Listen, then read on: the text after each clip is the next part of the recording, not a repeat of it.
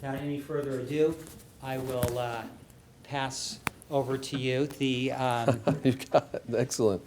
Okay. We've got American Eagle. Round of applause.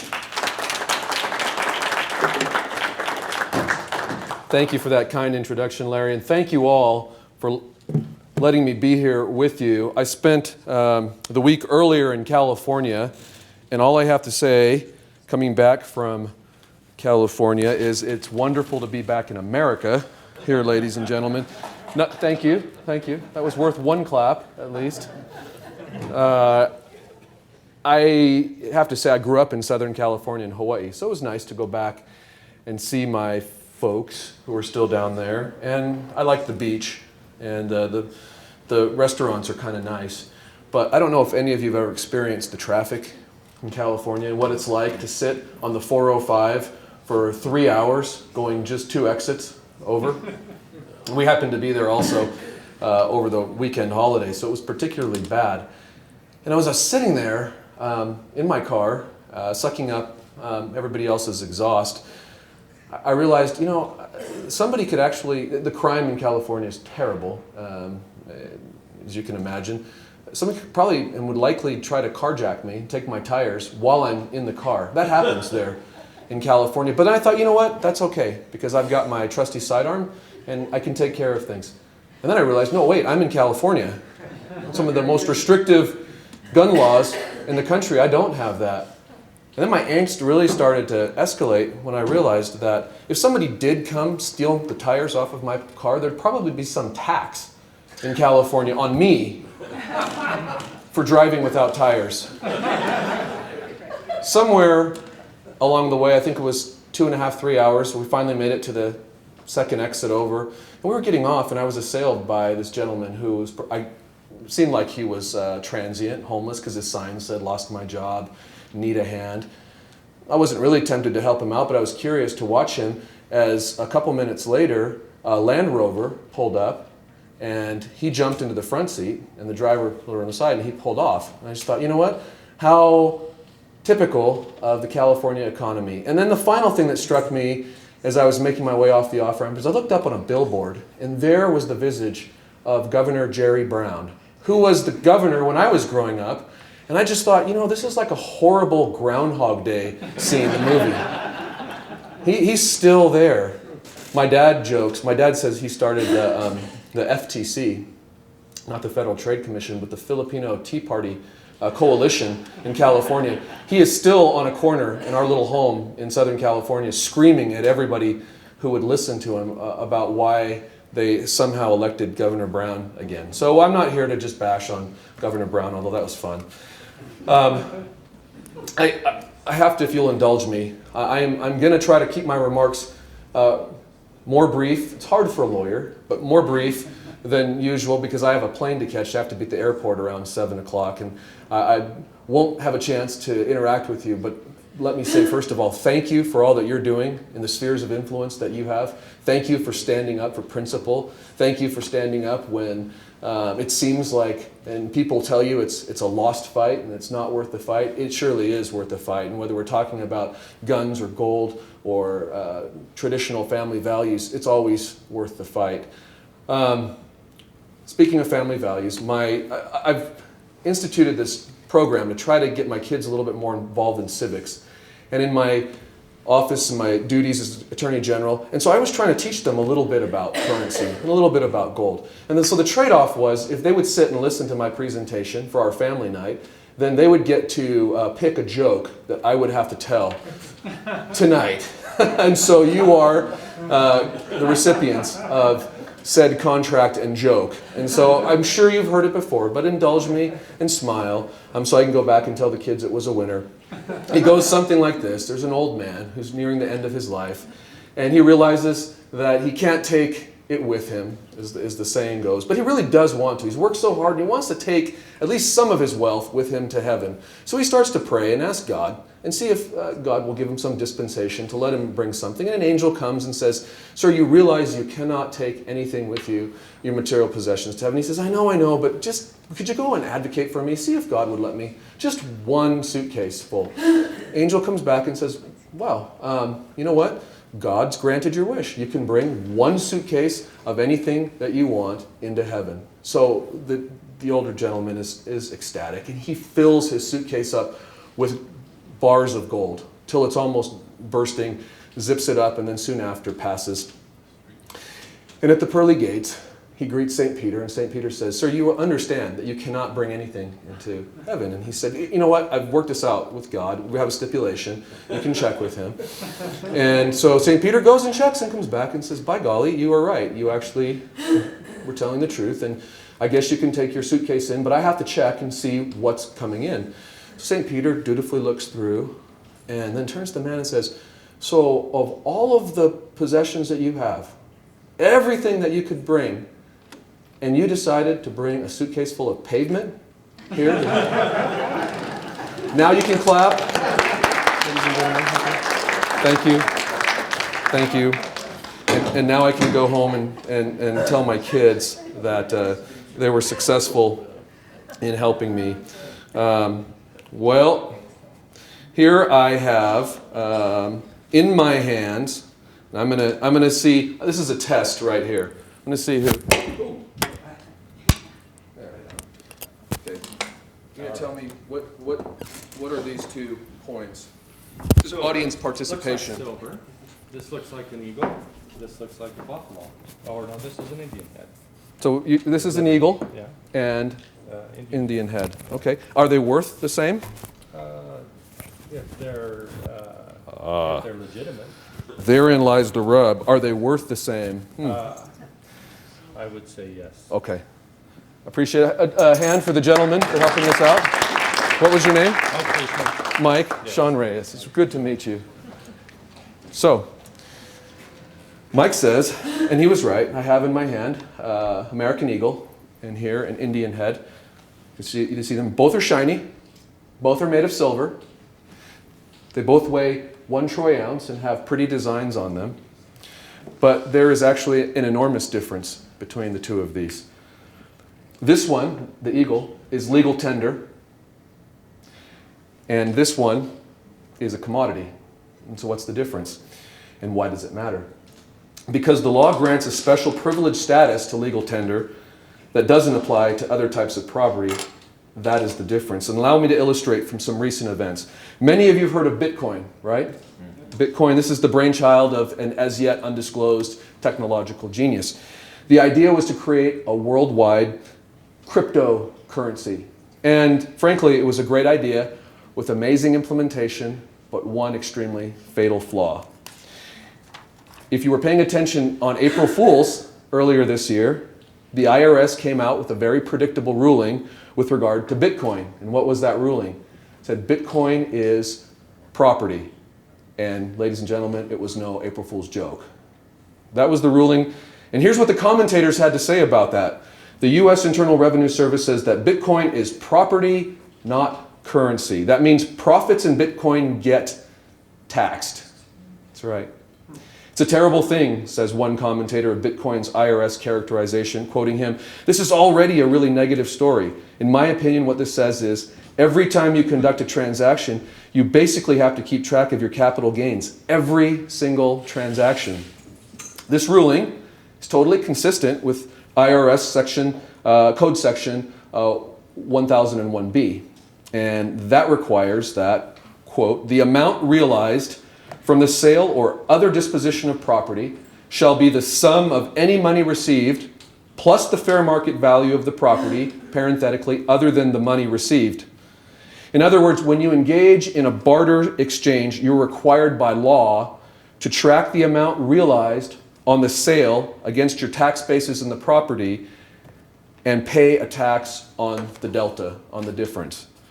This is not a sales tax, it's an actual tax on the medium of exchange. Long ago, the United States Supreme Court recognized in McCulloch v. Maryland that such a system is patently unworkable. You can't tax money and expect the economy to function as intended. So what is legal tender, ladies and gentlemen? Federal statute provides that U.S. minted coin and Federal Reserve notes are, quote, legal tender for the payment of debts, public charges, and dues. Foreign coin, however, are not legal tender for debts. And just for those of you who are wonks, that's 31 USC section 5103. This, again, the American Eagle, is legal tender. Indian head, to make my point, is not. Now, looking to our own Constitution, Article 1, Section 10, Clause 1, authorizes states to recognize gold and silver coin as a tender for payment of debts. That is exactly what we did in 2011 here in Utah. And I was at the signing ceremony with many of you there in the gold room at the Capitol. I was here with many of you at the first monetary summit to celebrate that step. And with Lisa here, let me say I was with you, with our colleague Brad, who was such an inspiration and really the driving force in the legislature. I'm sorry. He was a dear friend and left us too soon. What does all of that have to do with me and my role? Excuse me. My role as the Attorney General here in this great state of Utah. We've learned, and I'm quoting somebody much wiser than I, but some of you may recognize the phraseology. We've learned by sad experience that it is the nature and disposition of almost all men. As soon as they get a little authority, as they suppose, they will immediately begin to change the rules to benefit themselves. A little modification. The fact that the Constitution gives both federal and state government a role in setting and enforcing monetary policy provides a check and a balance against corruption and self-dealing. And that's where I come into play. In case you haven't noticed, I hate corruption. On a side note, I've filed more antitrust and white-collar criminal cases in the state of Utah than we have in the 12 years past. Thank you. Thank you. The states, though, we have to step up and do our part. Otherwise, the scales tip towards tyranny, and I think this was the point that a gentleman here wisely stated. So where were the state attorneys general when Roosevelt confiscated the citizens' gold in 1931 by executive order? Thank you. And where were they when Johnson, standing in the Rose Garden, ordered silver coin out of circulation in 1964? Where were our state's attorneys general when Nixon closed the gold window in 1971 and broke our nation's promise made to the world at Bretton Woods that our US dollar would always be as good as gold? Where were the attorneys general? Exactly. Nowhere to be found. I am proud that Utah took a stand, and believe it or not, that the legislature put me in charge of keeping that promise to the people. Looking in section 15.1.1505 of the Utah Code, it states, "The Attorney General shall enforce this act." According to the Utah Legal Tender Act, I am the guy who's supposed to maintain balance in this monetary universe, just as the founders envisioned, and I'm proud to do it, ladies and gentlemen. Thank you. Thank you. So I say, in front of you here today, never again shall the monetary rights of the people be trampled upon by an overbearing federal government, not on my watch. Confiscations, demonetizations, broken promises, not here, not in Utah, not while I'm in charge. In Utah, we respect and protect our property rights. Utah is a safe haven for all of you, for your family, your property, and your business. Now, I need your help. During the time between Johnson and Reagan, when America produced no gold or silver coin, federal courts disallowed the old silver dimes, quarters, and halves because they were not circulating anymore. They wouldn't recognize them as legal tender. We started calling them junk silver and treating as mere property the money that had built the greatest productive force that this world has ever known, the American economy. And there is something to that. Money, by definition, is a medium of exchange. So if we're not using it to buy goods or services, is it really money or just property?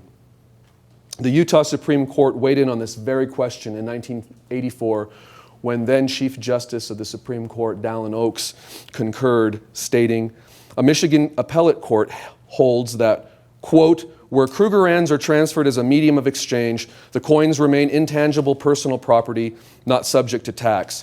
But where they are transferred as an investment commodity, they become tangible personal property within the meaning of the general sales tax. We agree with this analysis, and I think it is applicable to both the United States and foreign coins. This decision was handed down in 1984, back when the US gold and silver mints had fallen into disuse. So even then, it was all about the C word, circulation. For money to be currency, it has got to move. It's the old adage, right? Use it or lose it. So remember that word, circulation. And that's why I'm so excited to talk to you about the UPMA liquid gold solution, because I heartily applaud the efforts of the United Precious Metals Association to bring gold dollars back into circulation. I love UPMA's grassroots, nonprofit approach, and I've got the app here to prove it. Now, like all well-intended things, this was supposed to connect, but it says it cannot right now. And so I'm just gonna represent to you, that I use this, and it's exciting. Perhaps you've heard, as Larry mentioned, I've got a little election coming up in November to be re-elected and continue the momentum that we've built up. And so just as an aside, because I'm not asking this officially in any particular capacity, but if you would like to test out your newly downloaded app on some public servant who supports reasonable and principled currency policy, my member ID is 1681. And now I sound like Ryan Seacrest or somebody. 1681. But I know from firsthand experience, thank you. Hopefully that's for me, not Ryan Seacrest, that UPMA's liquid gold payment system works. And frankly, if I were looking at it right now, I would probably see Larry Hilton making a contribution in gold. It's done. Thank you. Now, my imagination's probably got more in there than what Larry's put. Just teasing. But that's how seamless, that's how simple it is, and that's why I'm so excited about it. It's working, thank you. Reagan's Golden Rule, enacted after the Gold Commission during his administration, was actually designed to encourage the public to return to the use of gold dollars. Many of you understand this. Quoting from 31 USC 5116, amounts received from the sale of gold shall be deposited by the Secretary in the General Fund of the United States Treasury and shall be used for the sole purpose of paying down the national debt. That motivates me, frankly. Also because the U.S. Mint is required to produce enough gold to, quote, meet public demand and to do so from the natural deposits of the United States, the gold standard certainly makes a lot of sense for Utah. After all, refined gold is our state's largest export by far. So why not go gold? Why isn't everybody excited about this? Habit, perhaps? Likely fear, combined with a good dose of confusion, probably resulting in large measure from the failure of the United States Secretary of the Treasury to fulfill his statutory duty to, quote, maintain the equal purchasing power of each kind of U.S. currency. Once gold, silver, or paper dollar would buy the same basket of goods. You all know now, that was the status quo for most of our history, but not today. As you've heard, back then our economy roared on decade after decade. Money held its value, savers got a fair return, but oh, how different today. So, ladies and gentlemen, my entreaty to you is go gold, liquid gold. Utah has your back, and I've got Utah's back. Thank you. God bless each and every one of you, our United States, the great sovereign state of Utah. Thanks. Thank you. Thank you so much, ladies and gentlemen.